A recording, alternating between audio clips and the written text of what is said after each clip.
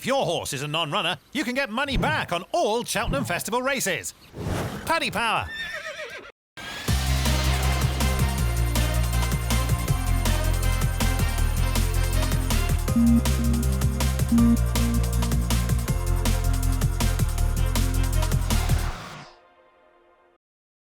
Hello everyone and welcome to Road to Cheltenham, distracting you from reality every Thursday night at 9 o'clock. Look over there, it's Ruby Walsh. Ruby, how are you?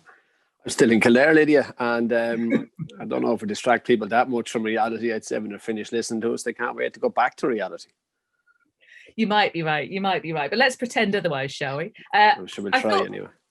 I thought the first race that we might, or the group of horses that we might focus on, were the staying novice chasers, because I felt that we haven't really given them much love at this stage. So we're having a look at the four of the National Hunt Chase betting as the way in which to get into this group of horses. Obviously, this was the race that used to be the 4 miler, and now in Britain it's about 3 miles, 5 furlongs and 201 yards. 201 yards. Oof, only have to move the rail, 19 yards to make it 3 miles and 6. Not so bad. Yeah, but look, it was the oldest race at the festival, I do believe, or thereabouts, the longest tradition, and there's been a long-term favourite here, Lydia. Galvin has been all the rage for a very long time. We obviously saw him at last year's festival when he finished second to Imperial Aura, and that was a really good run, because when you watch it back and you see how bad a mistake he made at the first fence, he got himself into a challenging position around about the 9th fence, led going to 2 out, and then Imperial Aura, who is all the rage in one of the fancies for this year's Ryanair, came and beat him. So it's pretty strong form. He then raced through the summer in Ireland, so he has plenty of experience, which horses need for this contest. And he obviously came back to Cheltenham for his qualifying run over 3 miles. Robert Power rode him that day in October. He took his time, small field. He was in the middle of the field early and then dropped to the back by the time we got to the 3rd fence. A good jump at the 10th, put him where he wanted to be, pinged 2 out, and won as he liked. But what did we learn there? Well, we know he's alive and well. We know he gets 3 miles. Will he get the other 5 furlongs, 191 yards or whatever it is? Only time will tell. He's got the right kind of profile, as you point out. The fact he's a second season novice, that defeat of Soldier of Love by 7 lengths was his 8th start over fences. It's that kind of rugged experience that you tend to need for this race. Yeah, I think plenty of less exposed, higher quality horses have probably gotten beaten in this race. I'm just thinking last year, if carefully selected, probably didn't have the runs, the experience. Willie's 2 winners, Rathvinden and Back in Focus, probably had more runs under the belt. Rathvinden definitely did. Back in Focus might have had too many, but he was a good bit older. So yeah, you need age and experience, and Galvin most certainly has that. But the other one is the Gold Cup entry of Venetia Williams's, the horse you picked out, Royal Pagali. Yes. Yeah, I'm not sure is the honest answer to the correct pronunciation, but what we do know about this horse is that he too has got plenty of experience. 10 starts over fences, 4 of them for Venetia over here, plenty previously in France as well. Yeah, and look, last year his last run was just before Cheltenham in in Huntingdon, where he finished a remote 3rd of 3 runners. But he looked a different horse this year. He went to Haydock for his first start, where it was a long distance race as well. Got up sides of the 3rd last, steadied up to jump the 2nd last, but ultimately he won quite well. And he went from there to Kempton Park. Now his jumping wasn't quite as good in Kempton. He made a mistake at the 3rd. Again at the 4th last, he jumped into contention, slowed down to jump the 2nd last, pinged the last, and that ultimately won him the race. But stamina doesn't seem to be an issue for him. And I suppose profile-wise, he has an entry in the Gold Cup, but he does look more of a National Hunt Chase horse than a Gold Cup horse, and what we've seen of his form. Would you have any concern about the way he jumps for Cheltenham specifically? He's got that quite low-slung French style of going. Yeah, I used to prefer riding French hurdlers over fences rather than French chasers over fences in the UK. With the variety of jumps in France, hedges, bullfinches, etc., they do tend to only get barely high enough. But he has a couple of runs under his belt now. He hasn't tipped up yet. And I think an extreme distance like the National Hunt Chase would most certainly help whoever rides him. Then we've got Secret Reprieve. And again, this is the kind of profile that you need for this Cheltenham contest, in that he's just come away from winning the Welsh Grand National, and quite snugly as well. Yeah, last year's winner, I think, had won the Kerry National, or been gone very close in the Kerry National. The only footage we have of Secret Reprieve is of him falling in Haydock. But since he had this fall in Haydock, he's gone to Chepstow and won twice, and won the Welsh National Trial, and then won the Welsh Grand National under Adam Wedge. You know he stays. I know all we can show you is him falling, but he's a pretty sound jumper. And yeah, of course he's on anybody's list. Will he go there though, or does he wait for the entry Grand National? I don't know. Yeah, we're just guessing really at this stage, aren't we, for that specific target? Yeah, we are, but he would look an ideal candidate if you were thinking what could win it. He's a novice. He's a Welsh national under his belt.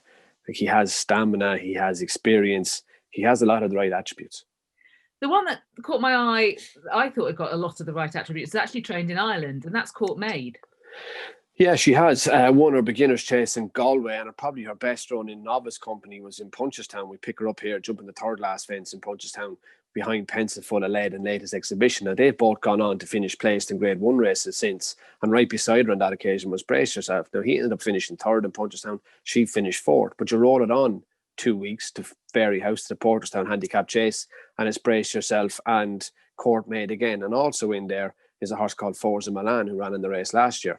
Now, Court Maid is galloping over Brace Yourself in Fairyhouse, jumps the second last, pings the last, and wins readily. Now, Tom Mullins then brought her to Cheltenham 12 days later, and it was her third run in 26 days. She travelled okay for Robert Power, but to me, the writing was on the wall well before she got to the second last, that the same spark or gusto wasn't there that was there in Punchestown. She looked tired, and that's the way she ran. The horse in front pulled up, Storm Control, I think it was, and she eventually runs to try and nearly nab him, but doesn't get there, only out of the horse in front pulling up, more so than Court Maid picking up.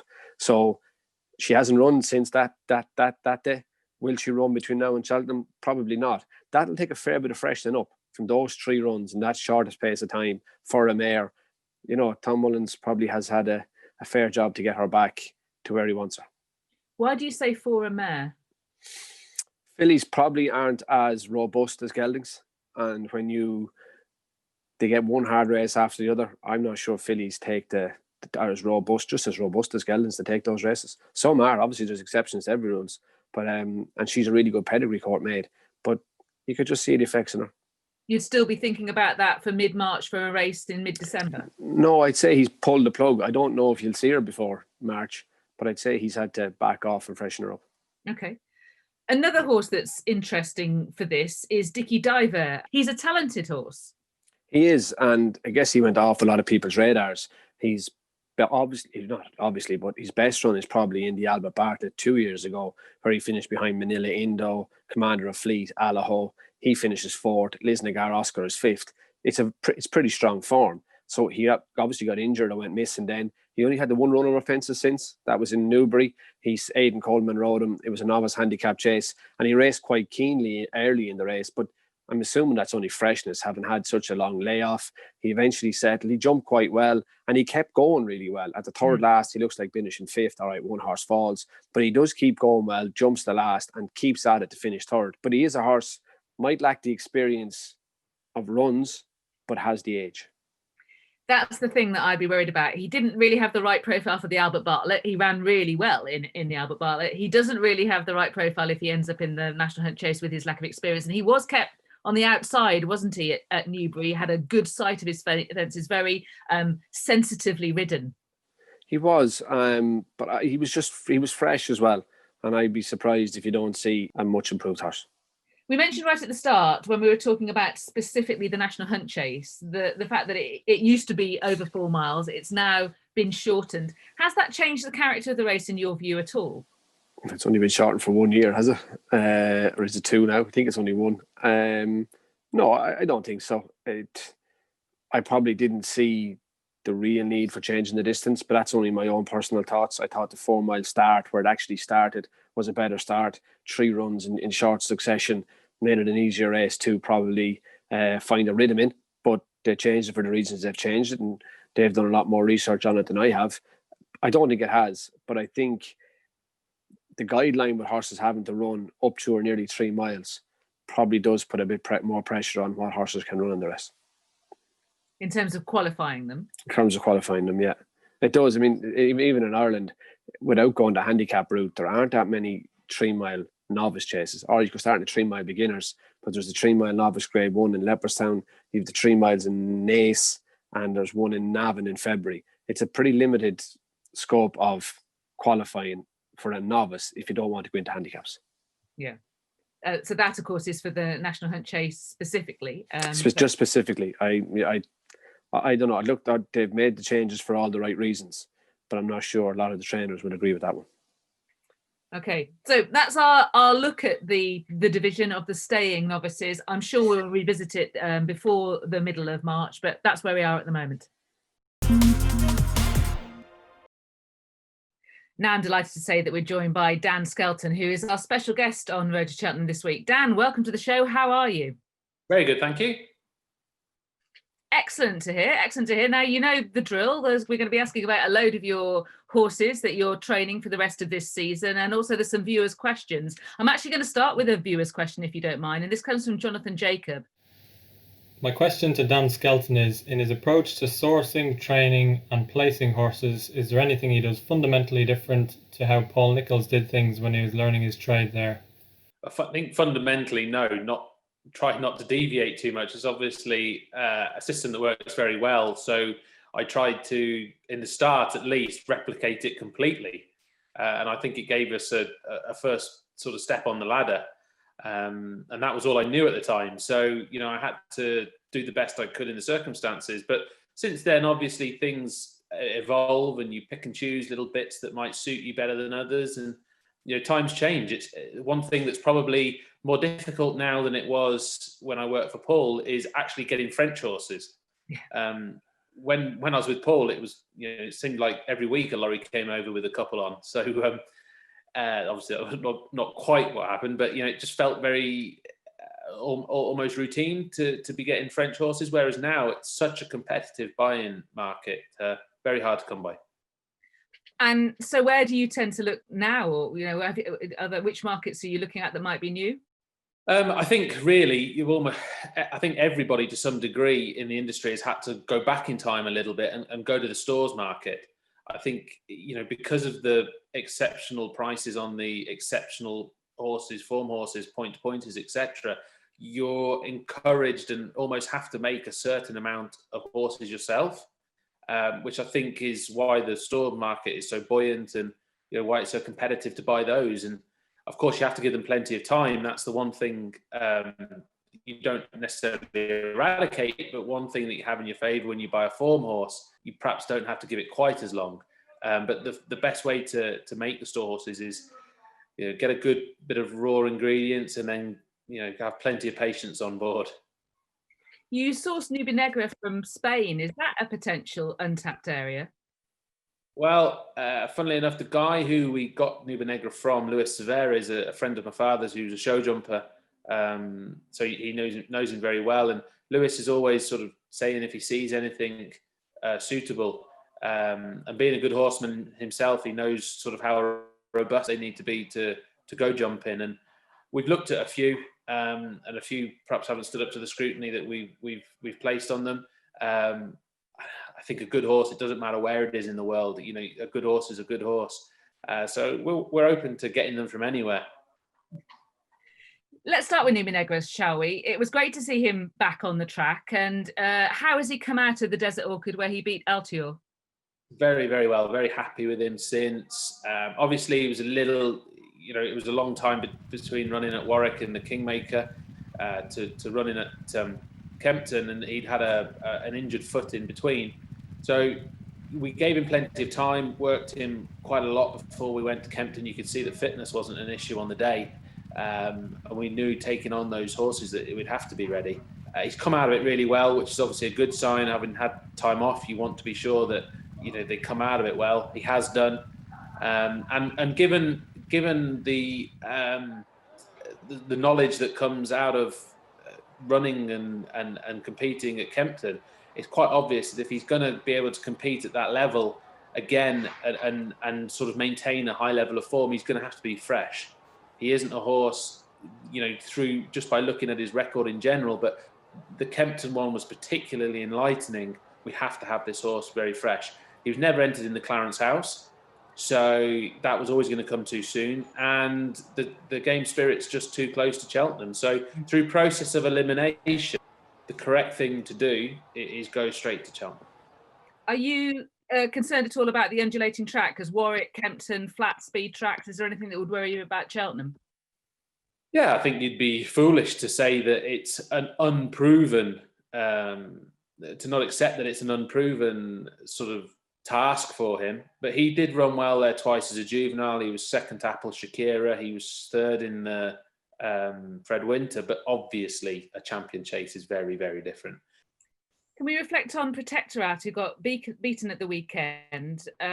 But I still showed that he'd got some game. He was trying all the way around, and he shaped like he might want further as well, perhaps. 100% right. And he just jumped out to his left the whole way around, giving away lengths. And in hindsight, it just wasn't the right place. But you don't learn if you don't try. And I felt that even in defeat, as you said, he gave us some indications of what will suit him going forwards. If you look at his jump 2 out, it was a big jump. It wasn't the jump of a tired horse. I think it was a good run. But I think there's, like you pointed out, there's a good few things we can do to change it up. And there's no question he's a stayer in the making. So what are your thoughts on him? Is he going to get an entry in what used to be the RSA Insurance Novices Chase, the festival? I've got to talk to all the owners and work out exactly what we do. But talking with John Hales, the immediate plan afterwards was we're going to go to Wetherby on the 17th of February. It's a 2 mile, 5.5 novices chase. It's a standard novice chase, but it's a track that'll suit him, left-handed, etc. Go there. We'll give him the entry. At the moment, we'll give him entries in both at the festival, but also have a very strong eye on entry. Mm-hmm. That makes sense. And then Shan Blue, what's happened to him post the Quarto Star, and what do we expect of him in the spring? I'm really happy with how he's come out of the first half of the season. He looked big and well, and obviously a tough race over Christmas hasn't physically impacted on him, which is great. Go to Sandown next for the Scilly Isles. I think a drop in trip is certainly more suitable than a step up in trip, and he will then get an entry in the Marsh. He won't get an entry in what used to be the RSA, and then we will consider Aintree as well. I think with him it's a little more. It's a little easier. I think it's apparent what he wants to do. Whereas with Protectorat, I just feel that he's a maturing horse still. Whereas Shan Blue he's a little more. You're more sure what suits him. I think Protectorat, there's still a lot of unknown. They're at different stages, aren't they? Exactly. They're both novices this season, but in themselves, they're at different stages. Exactly, and I'm pretty right. There's a year in between them as well. So, it feels like that he's got a year of maturing to do still. Protectorat.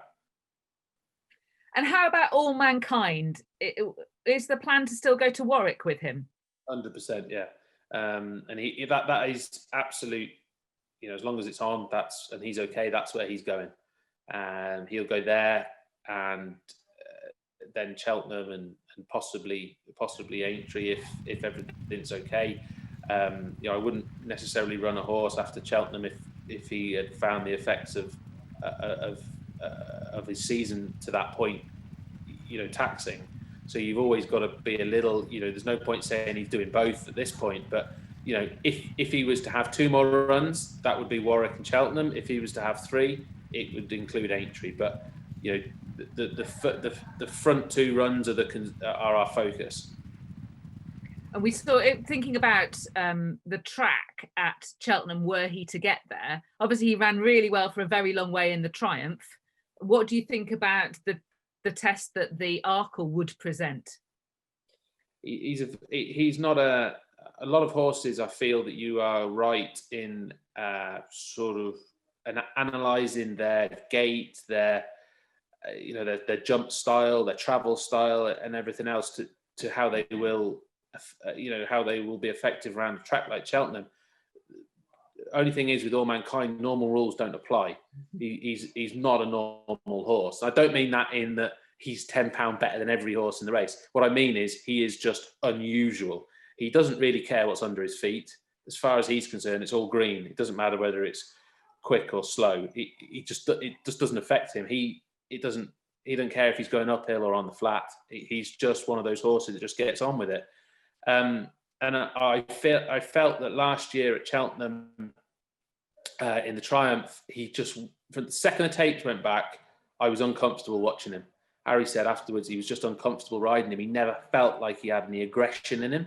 Mm-hmm. Most horses, you want them settled and want them racing properly. I actually think with All Mankind, you kind of want him a bit on the edge. You want him a little bit. You don't want to feel like you're in complete control when you're on him. I think that's when he's at his best. And at Cheltenham, he was a bit flat and he was just too controllable. They were always too close to him and always going better than him, too close to him. So we're going to obviously go to Warwick and then Cheltenham, because I think it gives him the best chance of being as fresh as possible. And I don't think the track will affect him. It's just a question of how close and how little effort other horses have to make to get very close to him / past him. I think if he goes a strong gallop up over the first four and sort of turns down the back at a track like Cheltenham with a 3 or 4 length advantage and horses have to chase to get there, I think then we have an advantage. I think if we're like we were in the Triumph and a little flat and horses can just basically sit behind us and wait for their chance to go past us. Obviously the writing's on the wall, but he's a great fun horse and I love running him. So I can't wait for Warwick, to be honest with you. 3 quick fire ones to end. Third time lucky. What do you make of your weight in the Betfair Hurdle? And then is it on to the Supreme? Actually, I had a chat with Mike yesterday, who owns him. What we're going to do is we're going to go to Musselburgh for the trials day, and then we're going to go to the Supreme. Our viewers are very keen on the idea of Roxana running in the Stayers Hurdle. Are you at all persuaded to go there rather than to Liverpool, where she's perhaps more proven? Yeah, we are. We are really, because obviously what happened in last year's Stayers Hurdle proves that anything can happen. I'm not saying it'll happen twice. In terms of result, I'm not talking in terms of Paisley Park. I'm just talking in terms of results that get a shock. But you can get shocks, and she hasn't got that much to make up with Paisley and Time Hill. The Irish, I don't think they're as good as. I don't think they're certainly as good as the front two at Ascot. I think the betting reflects that, and I think it's under strong consideration. I see how she gets on. She's going to run next week, actually, at Ascot in the Mares Hurdle, and then we'll see. But I'm not afraid to go to Cheltenham if we feel that she's in the best shape she can be in, and that it's really worth a crack. Yes, yeah. And the final one, you've earned this reputation with the County Hurdle, but there's a bit of a consensus on the Twitter sphere. So David Harvey says, who is your 2021 County Hurdle winner? Please DM me, if we don't want the others to know. Norman Ment says, who is the County Hurdle plot horse this year? And Dav says, is it Kadzand? Who said, is it Kadzand? A guy at Hampton Fox, Dav. Dav, you're paying attention. I think Kadzand looks like the perfect type of horse for the race. He is going to run in the Betfair beforehand, so it might blow his mark out of the water. But obviously Kadzand looks a nice horse for that race. We've got a few others that you would consider, but it's all about the ground on the day. And the others are, Dad? Well, there's a horse called Prashima who I really like, and I've just never ever had the right ground to run him on. I'd love to run him before Cheltenham and then be able to go there, because I think it'd really suit him. But I know that we cannot run on anything worse than good to soft. So he's, it's a little bit frustrating for us all. Me, the owners, and everything. We can't quite sort of hit a vein of form with him, but he would be a horse that I would consider quite strongly for the race should the conditions suit. And I think Kadzan really, dependent upon how much of his mark he gives away in a Betfair. If he won a Betfair, he's won a very valuable race, and you can't expect it to happen twice almost. So, but if you never know, you got unlucky in a Betfair, or a Betfair was off for weather or something. He does look like the ideal horse. Okay, I'm glad that the viewers have been paying close attention to what you've been doing with your string. Dan, thank you so much for sparing all of this time and answering all of those questions that we've thrown at you. Best of luck for the rest of the season. In last week's show, we highlighted a few races that might have quite an impact on the 4 of the various divisions for the rest of this season. We've also had quite interesting racing at Naas yesterday. We're going to run through what's been going on and start with that Dipper Novices Chase. And Protectorat versus Messire des Obeaux, Ruby, turned out to be a fascinating contest.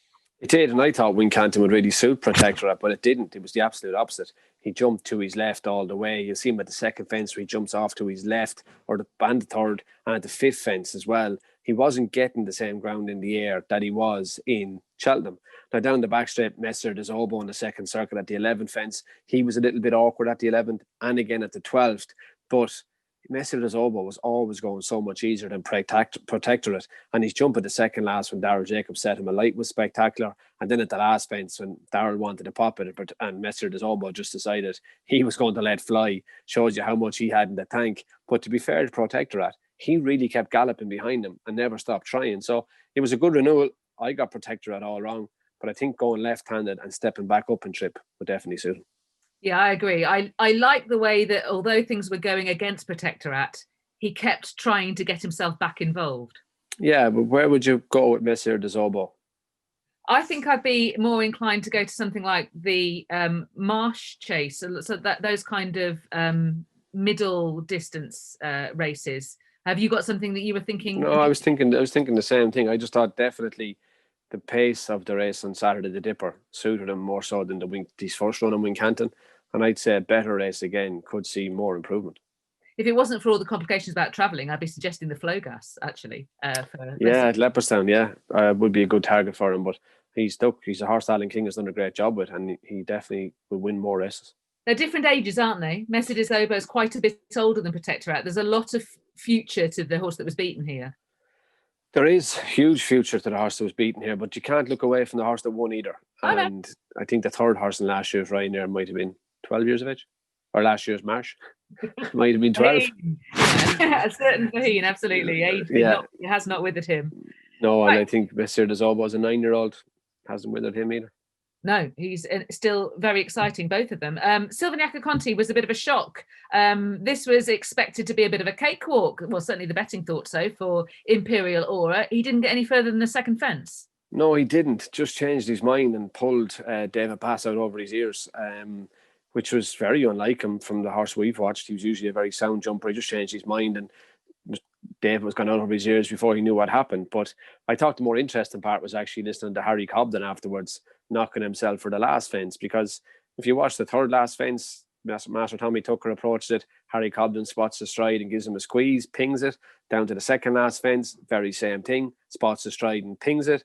Down to the last fence, very same thing. Spots the stride, doesn't ping it. Now, to me, Harry Cobden didn't do any different at the last than he had done at the second last or the third last. But Master Tommy Tucker showed the flaw that he's always had.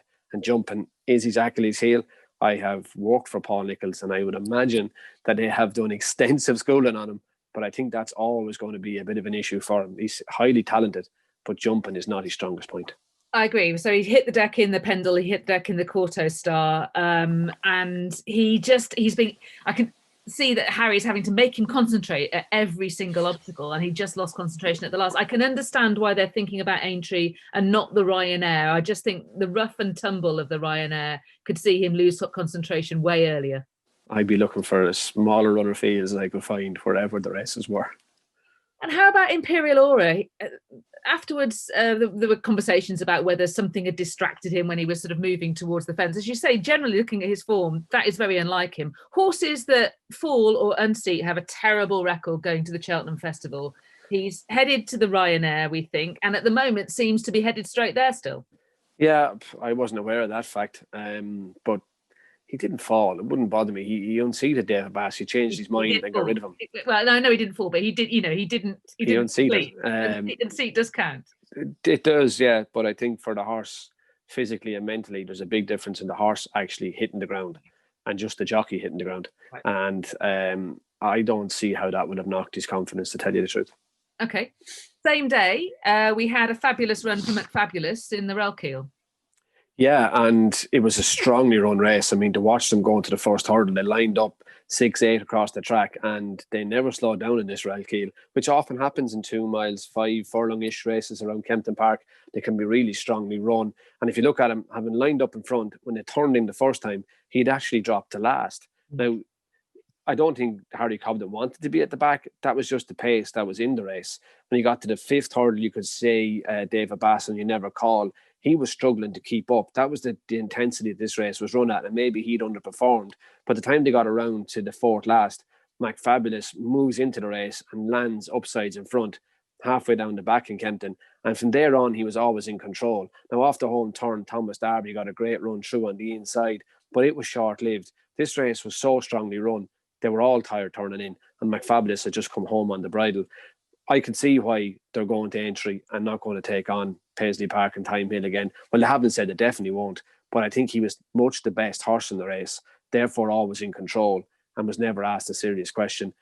I'm not still sure that he's a dour stayer. Yeah, I tend to agree with that. I think he's got a lot of pace about him. I think Aintree would be ideal for him. I think they're talking potentially ground permitting for the Game Spirit, the National Spirit, at the Fontwell. And he's got the entry in the stayers, but they're not necessarily going to take it up. Nace was meant to be run on Sunday. It was instead run yesterday, and we had a couple of really fascinating races. The Energabine Novice Chase was really brilliant to watch. It was a great race to watch. I thought Black Bow and Captain Guinness would be the two to go at it up front, but Paul Townend took the race by the scruff of the neck, and he booked out and went to Energabine, and the others were happy enough to follow. Now, at the first fence, you can see the height Energabine goes compared to Captain Guinness, how low and slick he is across his fences, and they headed away from the stands pretty much in that setup. But when they got back to the 5th last, Energabine pinged it. Captain Guinness pecked a bit at the back of it. 4th last, they were both very good.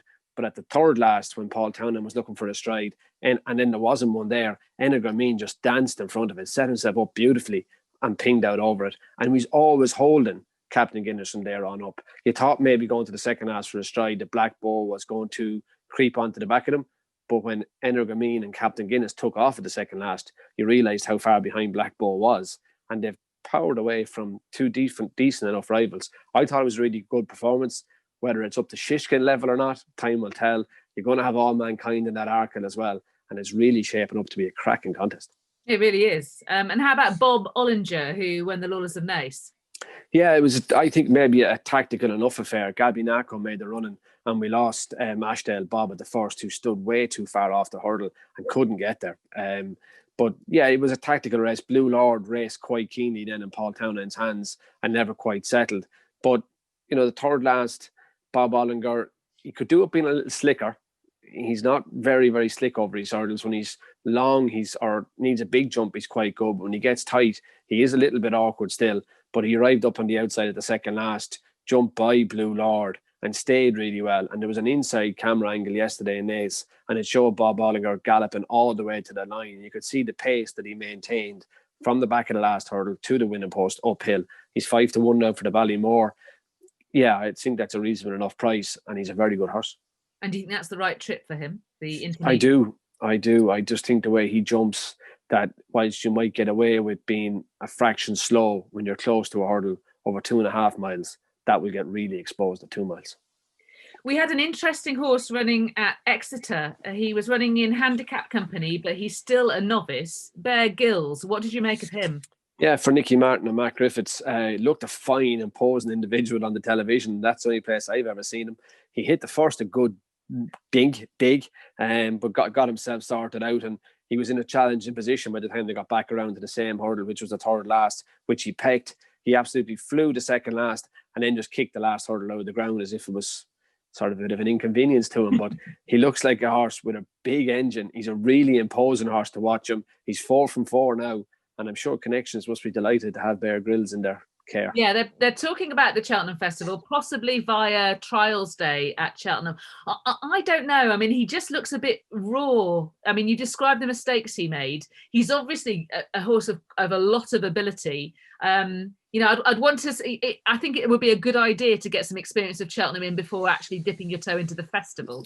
Yeah, possibly, but maybe he'll just be a way better jumper of a fence. He's big and imposing, and hurdles most certainly don't frighten him. They really don't. Last week, I was saying that I couldn't really think of a horse in the staying novice hurdling division to really put alongside the horses that you were discussing. Well, one popped up at Kempton on Saturday, and that is Barbados Bucks, whose dam is a half sister to the Great Big Bucks, so I think you will remember. What did you make of him? Yeah, I really liked him. I love his style of racing. If we pick him up between the first and the second hurdle in Kempton, and you look at Harry Cobden's hands, they're on his withers, there's a loop in the rein. He's a very relaxed horse, which is a huge help when you're riding horses at extreme distances. A good jump at the third hurdle. And again, when they got back to where they almost started and they crossed the all-weather, heading to the 8th hurdle, you can see Harry's elbows are slightly bent, almost like he's nudging Barbados Bucks along. He races behind the bridle, turning into the straight to 2 out. He's winding him up, but he keeps winding up and he keeps picking up, and he lengthens away between the last 2 hurdles. And when Harry really catches a hold of him from the back of the last, he extends away with another gear to go and win. He looks to have bags of stamina, and his style of racing will make him a very easy horse to ride in a race like the Albert Bartlett. Yeah, I really like the way that he opened up from the last. It was quite a nice looking field of potential chasers there at Kempton. They're talking about potentially going to Haydock or Doncaster en route to the Albert Bartlett. Yeah, and you could see why, Lydia. He looks the horse that wants every yard of the trip, and he's the right mentality for it. Yeah, I think he's definitely a player. But the more I looked into this form, and I had another look over it after our conversation last week, and I decided in the Road to Cheltenham column to put up an anti-post position in the Albert Bartlett. I've gone for... It's hardly the one I tipped you last week, is it? now, did you tip for Kira? Is that the one? I said the one that could end up in the Albert Bartlett. Yeah. Don't put your hand in your pocket. I just feel that the horse is going to improve for the step up to 3 miles, but I like the fact that he's got enough pace to be competitive in novice hurdles around the 2.5 mile level. Gordon Elliott, his trainer, has gone close the last 2 years with Commander of Fleet and with Fury Road. I think this horse has got very much the right profile for the race. He's a second season novice hurdler as well. You're tipping him, yeah? I am 20-1, non-runner, no bet. Are you tipping anything, Ruby? No. Still not? No. Are you going to tip anything during the course of this I season? will. Don't worry. I'll have accumulators and everything by the time we're finished. I just need to get them sorted out. I thought that you might point out that all 3 of my anti-post tips at the moment in the column are trained by Gordon Elliott. And I was going to point out a fat lot of good it has done me having you on the show, isn't it? Yeah, well, look, I mean, to me, I just assumed, of course, you're tipping all the Irish horses. Assistant trainer to Willie Mullins. You think you get the inside track? Nothing. Absolutely nothing. Yeah, moving swiftly on.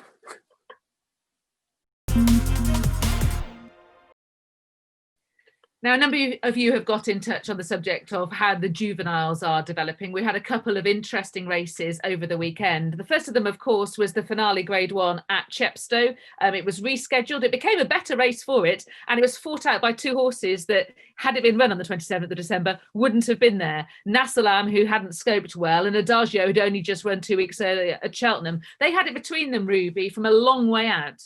They did. They travelled strongly, but they upped the tempo a long way out, Lydia, and they just kept going away from these horses. I don't know. I watched it. I thought if they were to meet again, if Nassalam was a bit more professional, he might turn it around with Adagio. But I thought it was a really good performance from both, and both galloped out well after the line. I just thought Adagio was the more professional, and Nassalam was the one open to more improvement. Yeah, I tend to agree with that. I think it's a high level of form from both of them. I think they're both serious triumph players, but Adagio's got the better technique at this point. Nassalam's a bit airy, isn't he? And he could learn to settle a bit better as well.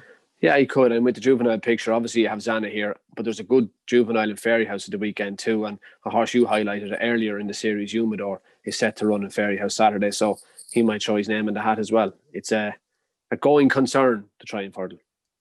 Yes, and we had a potential bidder in the opener at Kempton on Saturday. Now, he's got a lot of improving to do, but Sage Advice started his career well for Dr. Richard Newland. He most certainly did. Jumped well, travelled well, quickened up well. I think the Adonis was mentioned as a next step towards maybe a triumph, or you were even saying maybe going to entry. I know Zarkanda won the Adonis and moved on, but they're very different tracks, and stamina maybe for Sage Advice. But is that a guarantee for a triumph?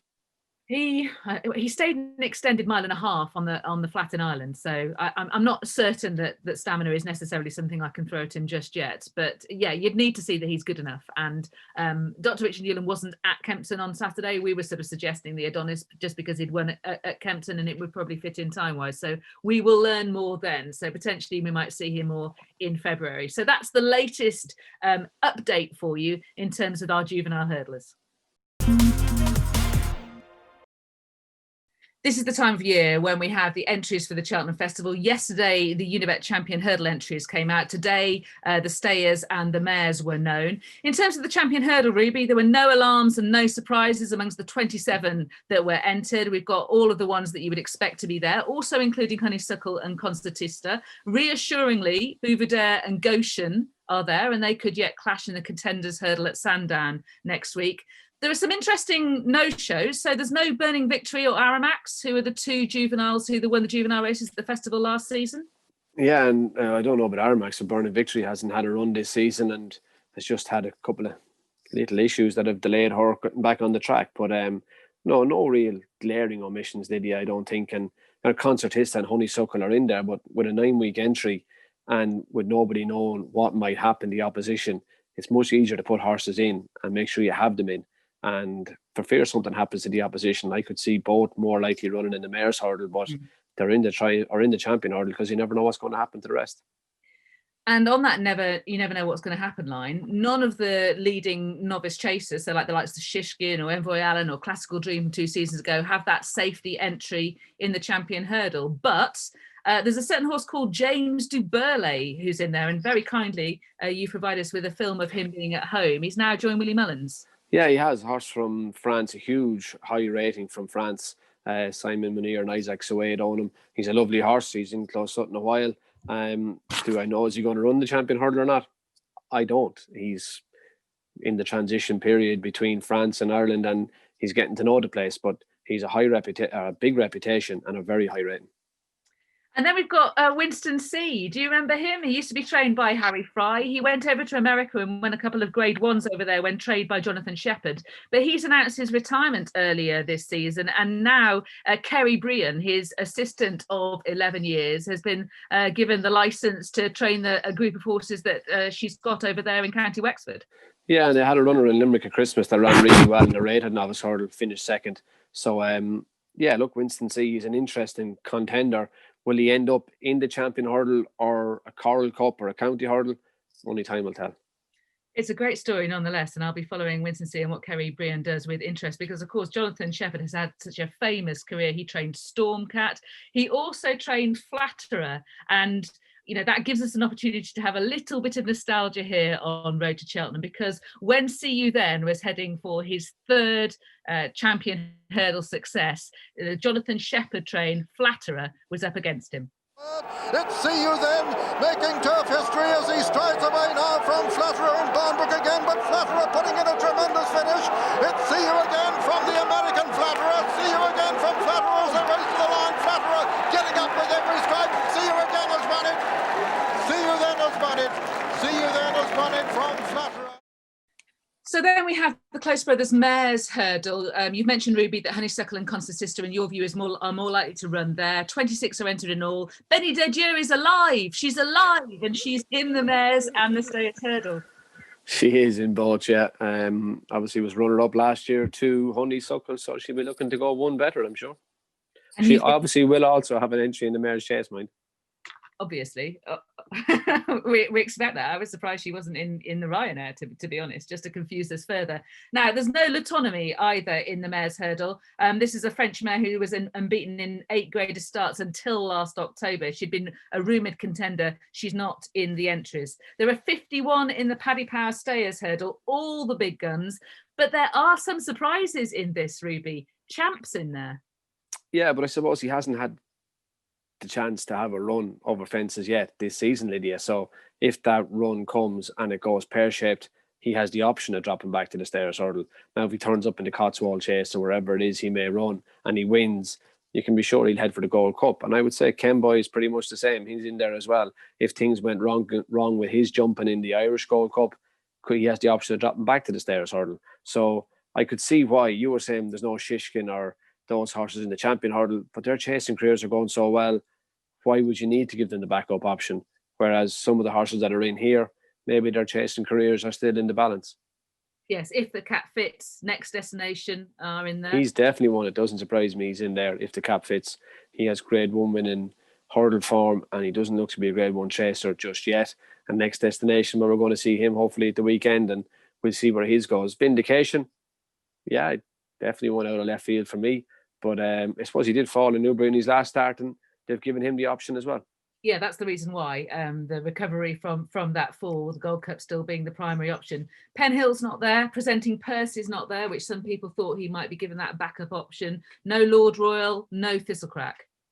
No, none of those really surprised me that much. But I thought the French mare of David Cotton's was an interesting entry, Paul Saga. Yeah. She's a very good mare. She did beat La Tumney, didn't she, in France? Mm-hmm. And I believe she could come to Ascot to take on Roxana Saturday week. In the Mares' Hurdle at Ascot.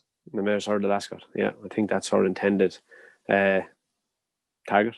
Okay, well, that's really exciting news. So we look forward to seeing Paul Saga over here at Ascot and then hopefully at Cheltenham as well. So to end or wind up this week's show, we're going to again look ahead at some significant races that might be happening over the weekend and might affect our view about the pecking order in the various divisions. We mentioned earlier in the show about the Hampton Novices Chase at Warwick, where Next Destination, who's got the Stayers Hurdle entry as a backup, is potentially running. He used to be with Willie Mullins, Ruby. He's now with Paul Nicholls. What do you make of him so far? I think he's a very good horse, Lydia. I rode him in a Ballymore. He's only had the one run for Paul. I said 2. He ran in a hurdle race in Wetherby where he ran really well, and then he made a winning debut over fences in Newbury. Lots to like about what he did in Newbury. He jumped really well and he stayed really well. Picked up well to go on way and win, and he's always been a horse that we thought would be a 3-miler. He won at Lawlor's, I think, Hotel Novice Hurdle over 2 miles, grade 1. But yeah, it's really going to suit him, and I think Paul is fairly happy with him. But Fiddler on the Roof is a substantial rival up against him. We've talked about him quite a lot this series. What have you made about his developing profile over fences?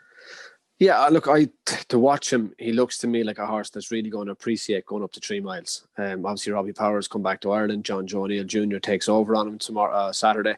But if you watched him in Newbury behind Caribbean Boy, who looked a faster horse than him, to be fair to Fiddler on the Roof, over the third last, over the second last, he just never gives up. He keeps chasing Caribbean Boy, who's a faster horse. And I think going up to 3 miles could really suit Fiddler on the Roof. Just the 3 in this race, with Golan Fortune, who we know very well, primarily as a hurdler, but seems to have taken well to fences and actually surprised me by running very well, I think, when 4th in the Quarto Star. Yeah, he did. And look, people will say, oh, another small runner graded race.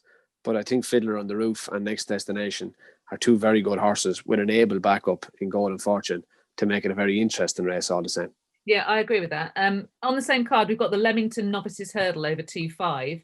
I picked up a few horses for us to discuss. First of all, this is one that I really like, but not necessarily as a novice hurdler. This is Make Me a Believer, who won at Cheltenham, and you can see that he gives his hurdles quite a bit of air. He jumped big at the first and big at the third as well.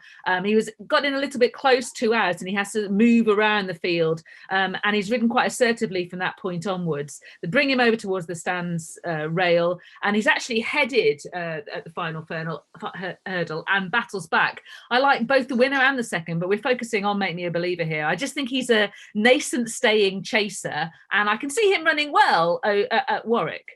Yeah, and look, I think David Pipe's horses are in really good form. Tom Scudamore rides again.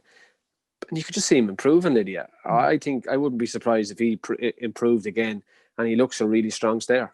Yeah, I like him a lot. So he's sort of in my long-term memory bank. Then there's a Midnight River.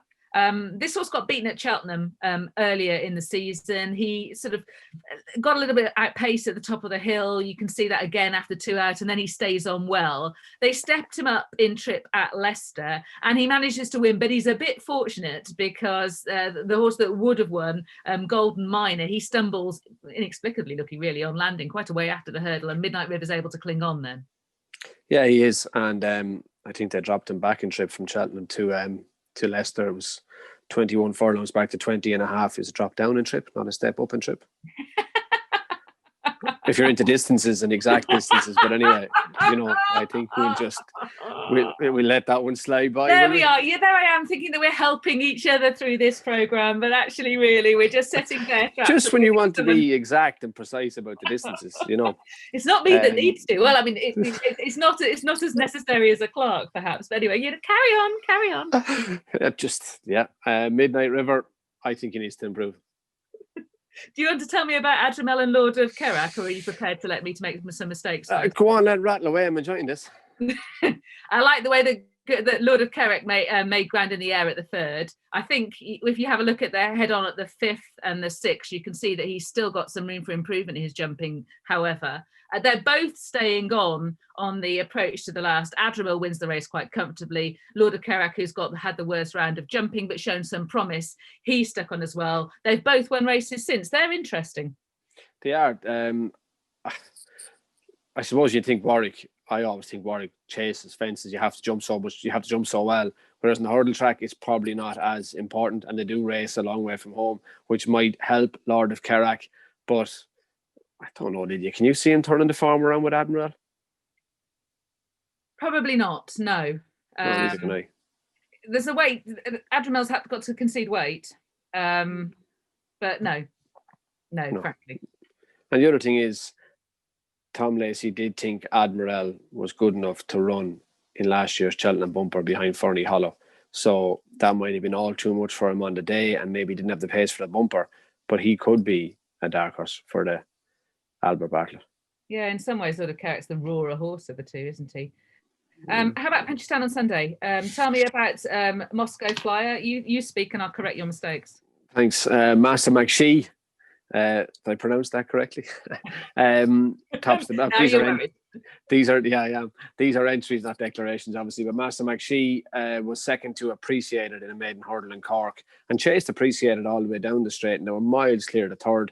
Went back to Cork and won his maiden, then jumped straight into handicap company, which is not something that horses do as much in Ireland as they would in the UK. And he was put up a good performance in Leopardstown under Ian Power, and was looked at. Travelled really well through the race. He looked like a horse of a really interest or lenient mark, because he was always in command of the race in Leopardstown. He was handy all the way. Ian Power kept him out for a bit of light, pinged the last and strode away to win. So he sets a pretty high standard, and you have a mark from handicapping. Magic Tricks was really well fancied in a bumper in Punchestown when Derek O'Connor rode him, and I just finished third. He just didn't look to quicken well enough on the day, but then went to Navan, where he jumped really well down the straight under Mark Walsh to win a maiden hurdle really impressively, and was really well supported on that occasion. So he's obviously a horse that Gordon Elliott thinks a hell of a lot of. Willie Mullins has Ghana Paddy, who won in Cork, jumped slick enough in Cork, second last and quickened up well to win. What sort of a race was it? We don't know, but we'll find out where he's going on Sunday. And then Power of Pause, who won a maiden hurdle in Cork and then stepped up into a rated novice hurdle at Punchestown. Now, he came from off the pace under David Mullins to mow down Crosshill. Crosshill didn't exactly frank the form yesterday in Naas when he disappointed in the Lawless Hotel, but Power of Pause off a rating of 136 kind of has to step into this company now, and we're going to know a hell of a lot more on Sunday evening as to where, if any of these novices could be Supreme Horse. You mentioned that Power of the Pause has come from the rated novice route. Just for our British viewers, what is that? Because we don't have them. No, and like instead of just having normal novice hurdles, there are rated novice hurdles in Ireland. So he won one in Punchestown that was for horses rated less than 135. But it's basically a novice handicap hurdle because it's framed for horses less than 120, not 124, but those between 124 and 135 carry a pound extra for every notch in the rating. So they're basically rated novice hurdles from 124 to 135, the one he won, or it even could have been a 120 to a 130 that he won. But that's the way they are. They framed them that way to make them more competitive, and they did away with most of the winners of won hurdles in Ireland because of it. Okay. I'm very much looking forward to seeing Massamichi, but also Ganapathy. But the race that I am most cherishing, I think that we will probably be headlining with this time next week, is the potential clash, and I hope it happens, between Asterion Forlange and Envoy Allen. I think you and everybody else, Lydia, Envoy Allen has been spectacular in his 2 runs at Down Royal and at Fairyhouse when we last saw him in the Drinmore Novices Chase. And it looks like Asterion Forlange is going to take him on. Right-handed really suits Asterion Forlange. We showed him winning in Punchestown on this show before, and then he went to Limerick on his last start where he tipped up. Now, it was uncharacteristic because if you look at the previous 2 fences in Limerick, he pings the first one in the back straight in Limerick and the second, and then when Paul Townend seems to give him a squeeze at the third one, he changes his mind, catches the top and falls over. It was a pretty simple fall for a novice to take, but that's why they are novices. We think he's learned from it. We know we're going right-handed and really suit him, and I think he's the best novice chaser that Envoy Allen has faced this season, or the best horse he's faced. Now, if you watch Envoy Allen and his breathtaking performance in the Drinmore, going to the second last from this tracker camera on the side, and you just see the speed, and he pings the second last and how he starts to go faster and faster and faster all the way down to the last fence where he jumps really well. He's such an exciting horse. I think it's great that something potentially is going to take him on, and it'll be great. I don't think anyone can argue that Asterion Forlange is by far the most substantial horse that Envoy Allen has seen this season, certainly. But Envoy Allen's got all that jumping craft. You mentioned when we talked about Asterion Forlange's run at Limerick that you were implying that you felt he should have been trying to find a leg. Oh, yeah. And horses have to save themselves. I often read and hear people thinking, he picked them off the ground. I never knew how to do that. I never understood the physics of 10 stone being able to hold up half a ton. But now maybe you can physically, 10 stone can hold half a ton up. Horses have to find their own legs. You can try to keep their mouth or their head high, but the horse still has to put out his own feet. You can't put his feet out for him. And I think Asterion Forlange should have put out a leg to help himself. And so what does that say about Asterion Forlange? He was novice-y. And if he's the bang off the ground, will surely have made his mind think a little bit quicker. Okay. Right, well, I hope that clash happens because it just looks so good. Ruby, thank you very much for all of your comments this week, and thank you for... You're welcome, Lydia. For correcting my mistakes. It's just distance, I thought you were so into it. It would have to have been a distance mistake, wouldn't it? It would have had to have been. I'm looking forward to a bet from you at some point over the next few months. But we have 8 more weeks, don't worry. When my Yankee comes in, it'll be worth the wait. I'm worrying though, Ruby. I'm worrying, and I'm not alone in that. Anyway, if you would like to catch up on more information, make sure that you have a look at the Road to Cheltenham column, which you can find by going to racingtv.com/Road to Cheltenham. But from Ruby and I this week, it is goodbye. We will see you next week. Bye now.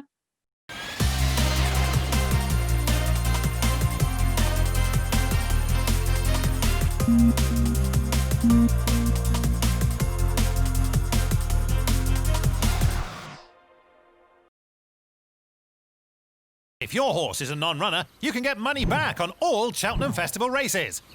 Paddy Power,